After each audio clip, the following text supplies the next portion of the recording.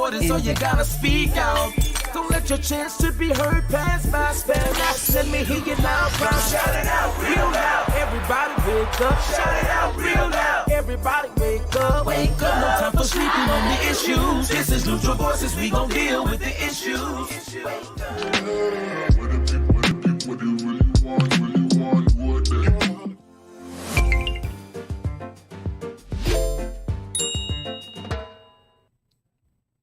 Welcome to Neutral Voices. I'm Dr. V, and this is In Depth. Join us tonight as we discuss crime and violence, and actually beyond, because there's so much to crime and violence, and especially when we start thinking about our inner cities in Indiana. And so we're not going to just stay focused in Fort Wayne. Stick around. We're going to share with you some of the most dangerous places to live in Indiana. Let's see where we rank. Where does Fort Wayne rank? So I can't get into the top 10, but we will delve into the top 5.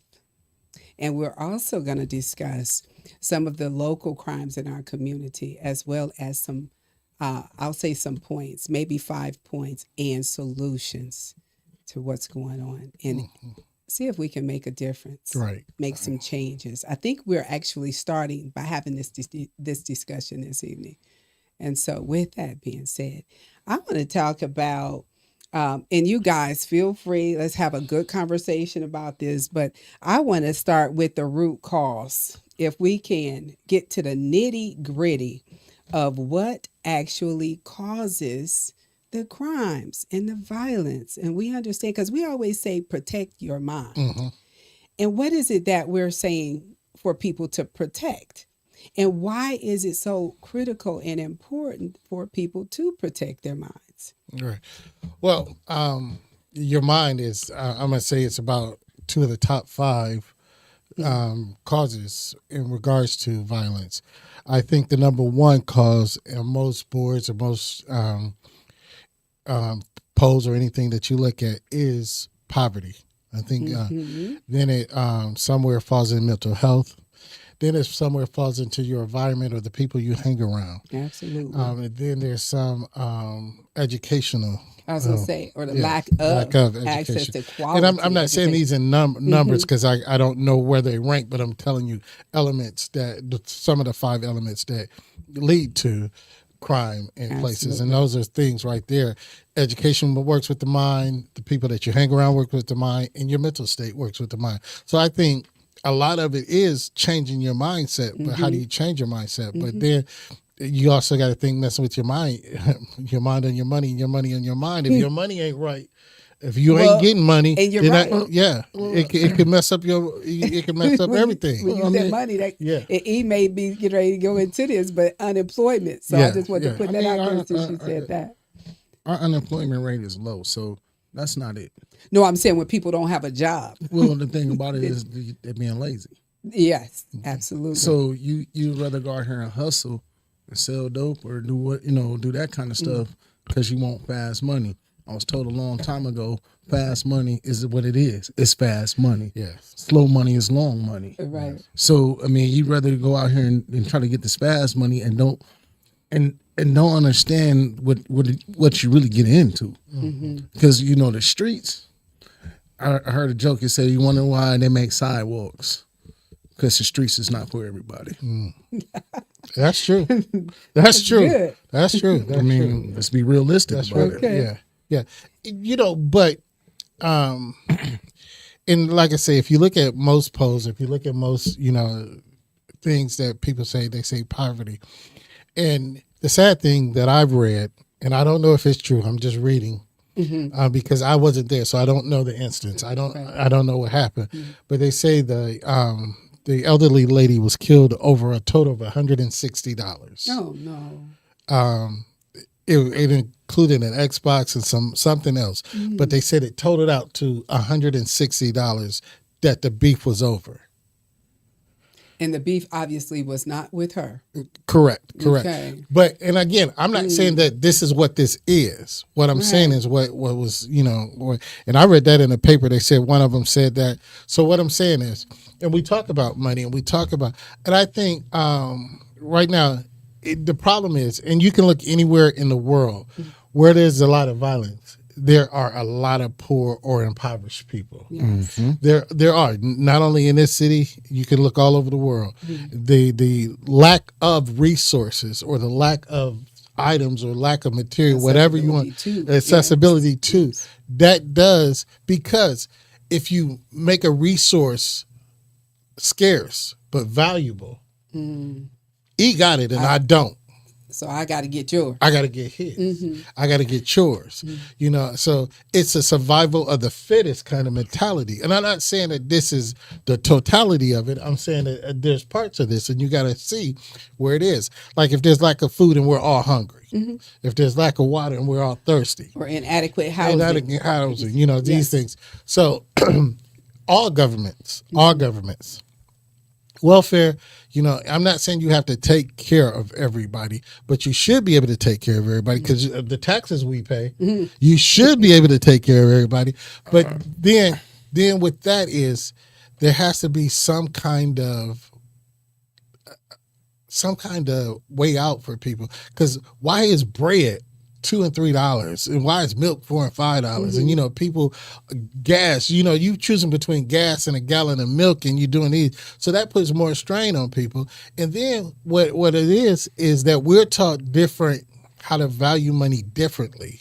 Okay. I was about to hit that one. I was going to say, and I'm sure you're going somewhere else when you say the value of money. So when you say that, yes, please elaborate a little bit on that. And where like I say, if this is true about the $160 beef, and again, I'm not saying it is. I'm just saying what I read. The $160 beef is about a horrible crime that just occurred in Fort Payne, Right. Indiana. So if that was the basic of it, you mean $160 is that really makes up a whole lot? No. I mean, not in this time of age. Right. But because money's is scarce. Yeah. And I get that. Okay, go ahead. But to understand one thing, a man who don't work, it's a man who don't eat. Yeah, that's biblical. So we have to put back into the mindset of getting up and going to work. I grew up in a generation, we went to the club the night before, and we might got home at 3 or 4 o'clock in the morning. But we hitting that clock. But we punching that time. We hitting that clock. You know what I'm saying? And the value of your time and what your needs are, that shit set precedents. Exactly. So if I'm going to get up and go to work, okay, I'm finna be blunt. Stop buying Jordans. Stop spending $200 or $300 on StockX to buy a pair of shoes that's not gonna last maybe 4 or 5 years. Learn to invest your money. Learn to understand how your money works versus, I just bought the newest J's. And now you somebody step on them, now you ready to fight them or you ready to shoot them over something so materialistic. And you have to understand is life is bigger than materialistic things. Exactly. And so we're obviously discussing some of the solutions, and you just, gave us some. And definitely as far as get up and work and be smart with your dollars. And I believe that's where you were talking about as far as the difference in the way we value. And he hit on it. He hit on it because, they say a wealthy person, you'll never know because they don't spend their money. But a person that wants to look rich, not wealthy, it's a difference between rich and wealthy. Major difference. They try to live, that they have to have the name brand. They have to have that. And he hit on it, so we value money in more of a materialistic show, a status kind of thing versus if you wealthy, money. So, but what he's saying, and I talked to somebody last night, and we talked about the businesses in your community and working. Not only working, you can create generational wealth, but the problem is we want as he said it, we want the money right Right now. now. We don't want that Want it right long now game. to spend it right now, right, too. right. But we don't want that long game. We want it right now. And if we don't have it right now, and we think we need it right now, I think that changes some of the mindset, like these young children. And the solution is not only did we get up to work, we're all in the same age range. Do y'all remember they used to have summer jobs? Yeah. Yes. And when you would teach, not only did they teach you money, they taught you how to get a bank account, how That's to right. do those things are limited to non-existent now. You know, where the city, I knew the city had some jobs, Lincoln Life had jobs, ITT had jobs. There were different agencies, different companies. The workforce is the summer job program. Yes.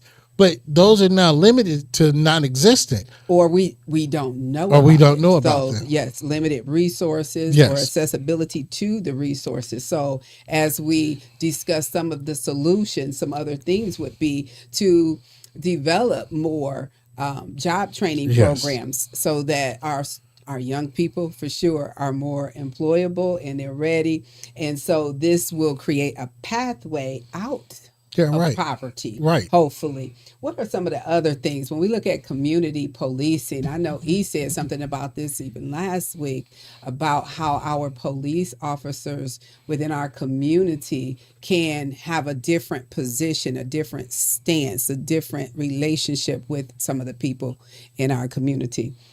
What do you think about that? I think we can't rely on the police. Let's start right there. We can't.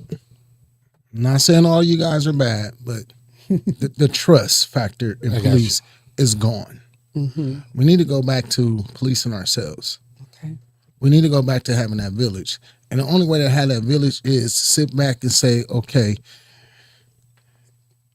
yes, I see you rob somebody. Hey, yeah.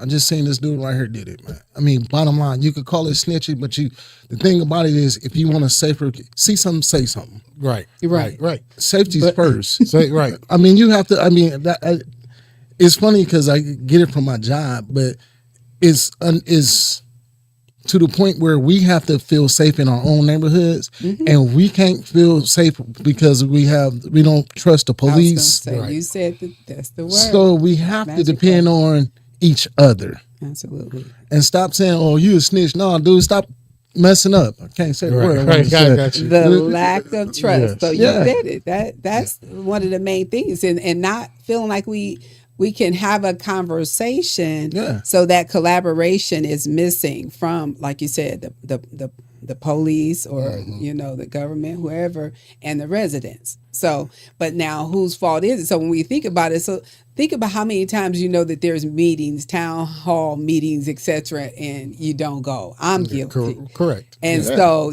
but then we complain about the outcome, and it's like, man, I need to stop just sitting back complaining about how it all shook down and the end results and do something. And you said you see something, say something, all of that, but at the same time, do something. Do something. Yeah. So, Yes, yeah, not And- complain. And I'm not going to say we can't rely on the police.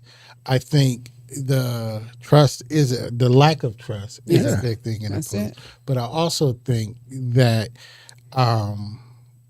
the city has an obligation to figure out how to properly police. Because there could be some over policing. You put too many police in. We already talked about we get pulled over for this, we get pulled over for that. So if you open up, you have to find a proper balance, Yes. and that's what I'm saying. Don't pull everybody over for anything, Right. because people still get pulled over. And I understand you're looking for something, but when you do that, I'm a 52-year-old man.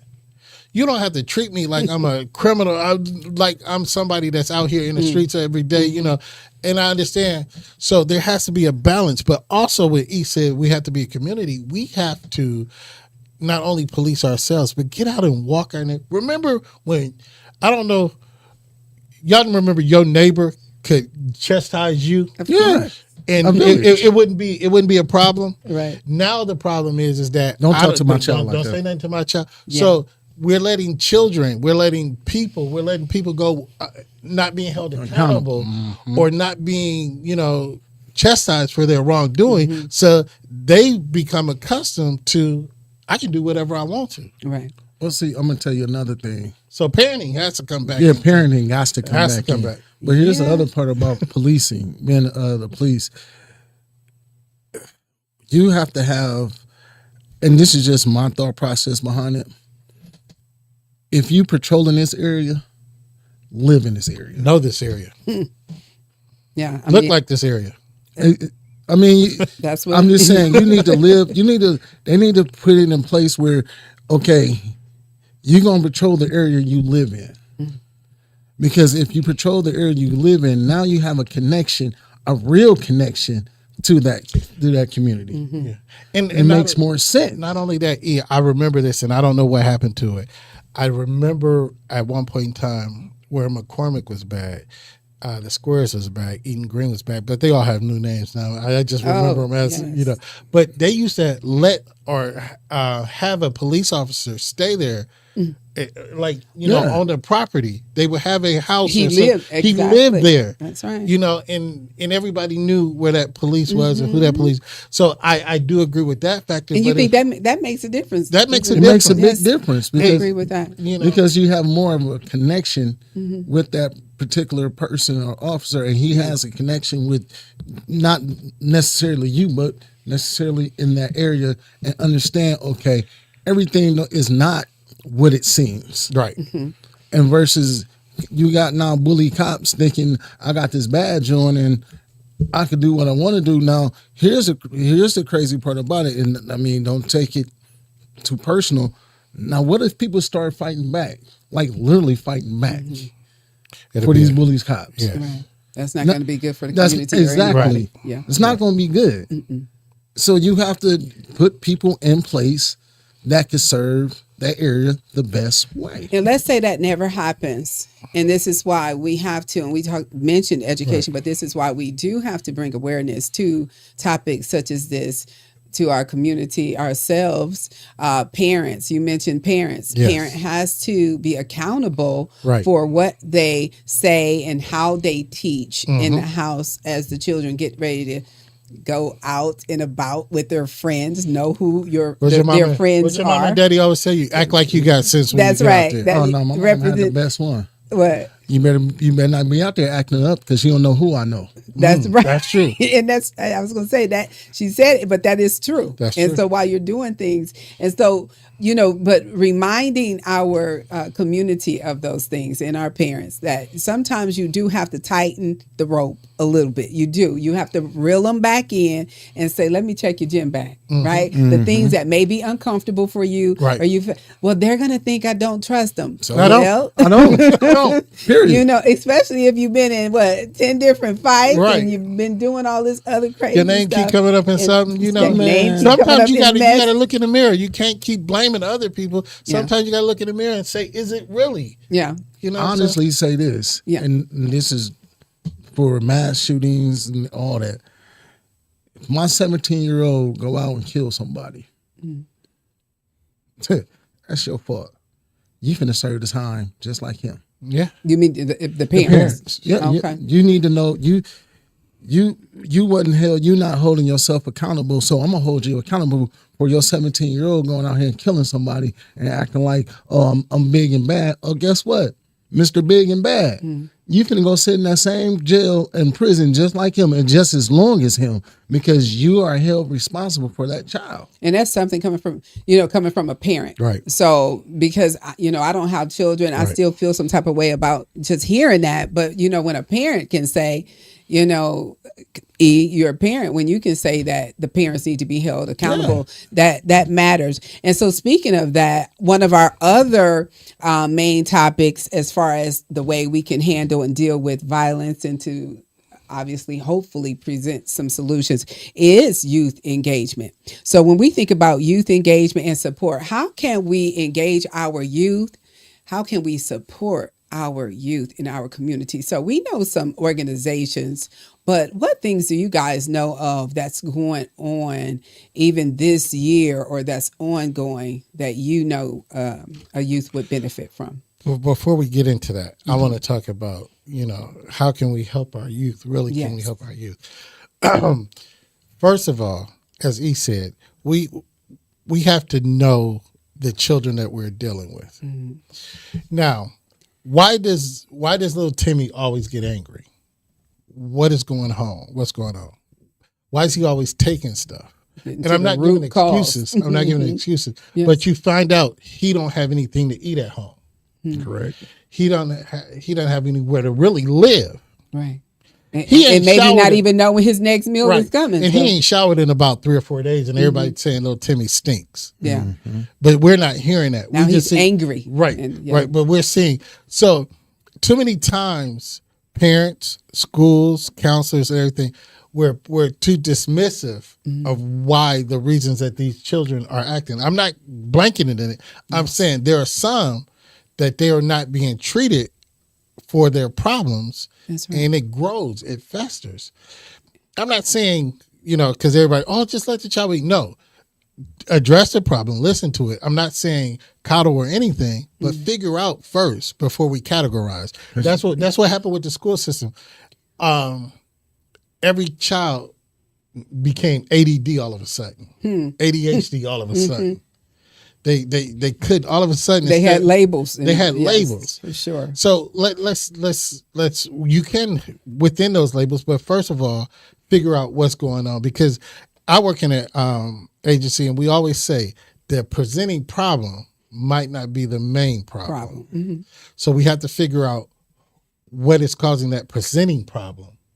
And we find out behind the scene there's a lot of stuff going on. A lot of stuff going on. Yeah. So if a child is, if a child is always angry, why is that child always angry? Which you leads can us right flip into it. the next topic, which would be mental health. But so it ties all in. But go ahead. You can flip that too, though. Okay. Little Timmy can have everything under the sun.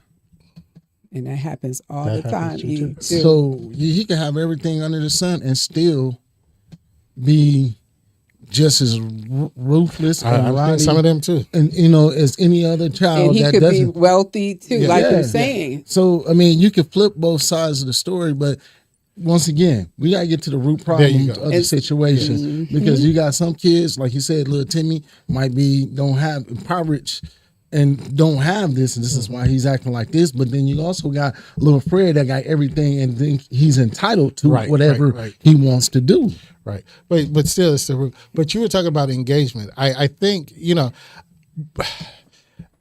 we have so many different engagements, but I don't think we try to lump all the engagements. We don't individualize our children. Like everybody wants their son to play football. Everybody wants their son to play basketball. Right. Everybody wants their son to play sports. But what if your son's a math scholar? Absolutely. No, I'm being for real. I can contest to that because my son, Right. everybody thought he was going to play ball and run track, and my son liked to sing and act. So let's embrace that. Yes. That's right. But That's awesome. But then when you quash something in me, then I don't have anything. Killing my dream. Killing my dream. Yeah. So where do I have to move forward? And I'm not saying that this is everyone, but I'm just saying. So you need to, as we was talking about, figuring out the child, figure out what that child's going to do. I commend Metro, PAL, Voices of Upward Unity. Bound, Voices Unity. You I should say. Respect the game. All these sports things are out there. I respect all that, and we need those. But also, what about the kid that We need a math. We need a math. You know, we need a. I mean, you know something. And I didn't know this until I actually started playing the game chess. You know how many? Do we have a chess club that weekend? I mean, chess club, math clubs throughout the whole year. So they just bring the kid to the chess club. They already have guys there ready to partner with them and to then teach them and then teach them how- etc. yeah, same Girls, thing. guys, everybody. Everybody. I mean, it's certain all things that ages. we need to look. I'm like you. We need to look beyond sports. Let's look beyond sports and let's And I'm name not some knocking stuff. sports. I'm not Right, knocking- and that's how come I threw. And I said I had to change it from Voices of Unity because they're not just the choir, right? Right. So UPATH, and there's so many other things. So you have to actually go check it out. Right. There's a lot of things. Like but then other I know organizations. Mr. Smiley at one point in time used to have an agricultural where he would teach Yes. kids. I don't know if he still does that. And even we have some financial training. Yes, for financial young training, people. OMV. Some stuff so, coming up. So what I'm saying is there's a whole lot there's a whole lot that needs to we just need to take away these electronics and these mind-numbing things and have children engaged in things that, physical, mental, Right.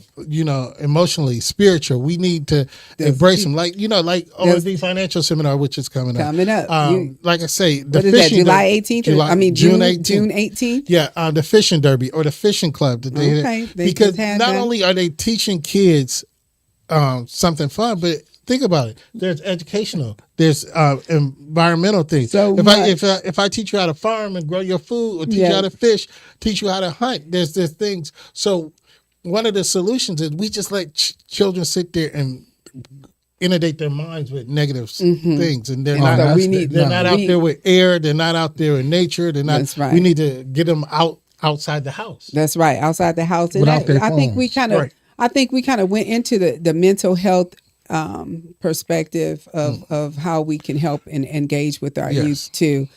So some other things, even when it comes to mental health, is having some treatments lined up for addictions, and not just addictions with drugs, No. because you Those just video said the games, gaming and all of that stuff. But do we have places that we can send our children? If you go back and watch our mental health show from this past Friday, they mentioned that now in the DSM-5, that's the mental health manual, the mental health Bible, they have now diagnosis for video games and video games addictions and things like that.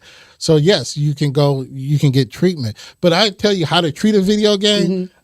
We were the first generation of video games. I know you.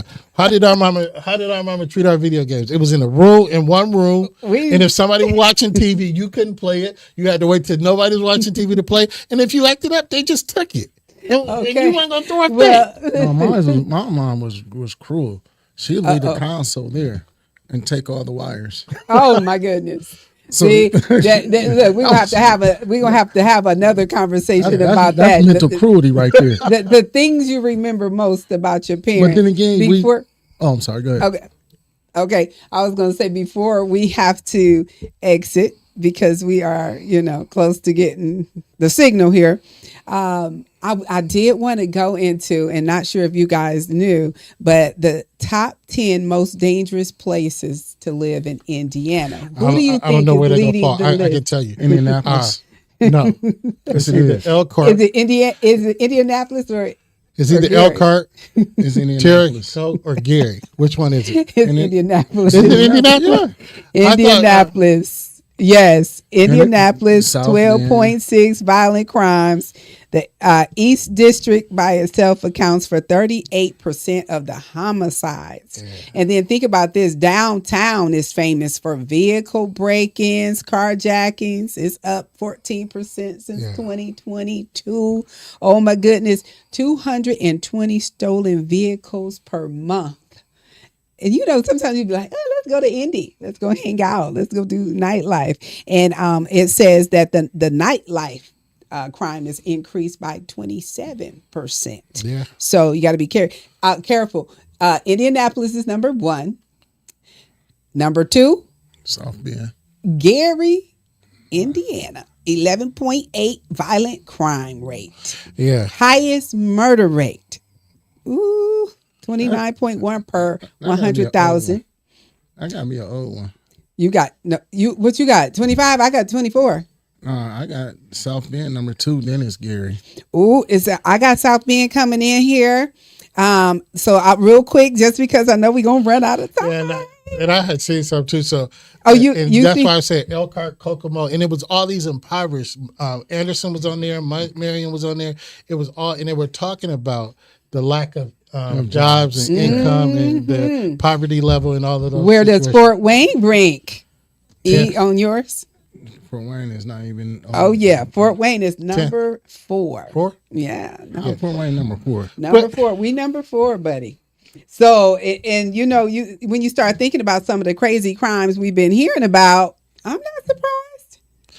I mean, with our size, I was really thinking of the stuff that I've been hearing about that we would have been probably number 3. I'm just saying because it seems like it, but because we live here. Size-wise, Yeah. the size of our city. Yeah. But the one of the, and we were talking about solutions. Yes. And one of the solutions of violence is I don't think we take a toll for ourselves anymore. And what do I say about that? We are so involved in a whole lot of other stuff that we don't look at ourselves anymore. Yeah. And I mean Accountability. accountability. I mean Self-accountability. self-accountability or anything, because as E always say, I need to work 100 hours just to, live. And I'm not sitting where my children are, Oh yeah. and then I don't care when I get off. Just leave me alone. I need to Because go I got my go own back to thing. work. Yeah. But then even with, education and everything, the school system, we can blame the school system because you're there to educate our children. But what are we doing to back and change our children? I think a lot of our problems start with us. And we can change a lot of our problems when we start with us. And when you say that, I just want to add this one. Crime and violence are not just statistics. So when we mention statistics, it actually represents the struggles of each household. And so when you think of that, that's kind of what you're saying. Our humanity altogether is yearning for change. Right. And so that's how come it is very important that we discover or create the solutions for that change that we want to see. And as E said, we need to be a part of that change. Yes. If you see something, say something, but don't just see it, say it. Do something. I like when he said it. Do something about it. And you got to. I mean, you got to understand, in order for we to have a safer community, Yeah. we have to be more involved in our community. Parents, we have to be more involved with our kids. Yes. I mean, I know we got to, like you said, got to work, but still, we need to get back to where our parents was strict, do what I say, or get busted in the mouth. Preach. Ooh. But- Parents. Preach. I'm just saying. But do not commit a crime or you will be a part of these statistics. No. Listen. You got to bust them to the white meat. That's what Bernie said. I mean, Okay, Clarence, you have that's his solution. That's solution. Solution B. Here's solution A. I got to first of all give a disclaimer as a professional. I have to tell you, you can't bust your children's head to the white meat anymore. Okay. Or you're gonna have visitors at your door telling you. But no, here And I'm gonna tell you, take them. I understand what he's saying. There has to be a level of discipline, reverence, and respect in households now. I think that has diminished tremendously. Kids don't respect parents. I mean, I'm not saying all of them, but No. trust me, kids don't respect. They don't parents. respect parents. I know You you're know, going and- somewhere. I don't and know if then, you're getting you know, ready to pull they don't- Jesus or God in there. They don't respect. Yeah, they spirituality. don't have any spirituality. Anyway. They don't have any of that. Yes, I was going. So the reverence and the respect is not there anymore. So yes, I don't know if families do this, and I'm guilty of this too. But we used to do it. We used to have family dinners up until maybe about 5-6 years ago. That's when everybody really. But we used to sit down every day, not once a week, or we'd sit down every day. And At we the would- dinner table, at the not dinner table. in front of the TV No. and kicking it. And, No, at the dinner wow. table. That's And you nice. would have to reconnect, and you would have to check, and you would have to understand. That way I know when, my child, Veronica, is having problems, and we can discuss it there, we can figure it out there, and we can improve it in our household. That way it doesn't affect our neighborhood. But I don't think they have that family time, that community time Right. within the family, that they do that anymore. Yeah, you saying let's deal with it on the inside so it don't spill over Correct. to the outside. Absolutely.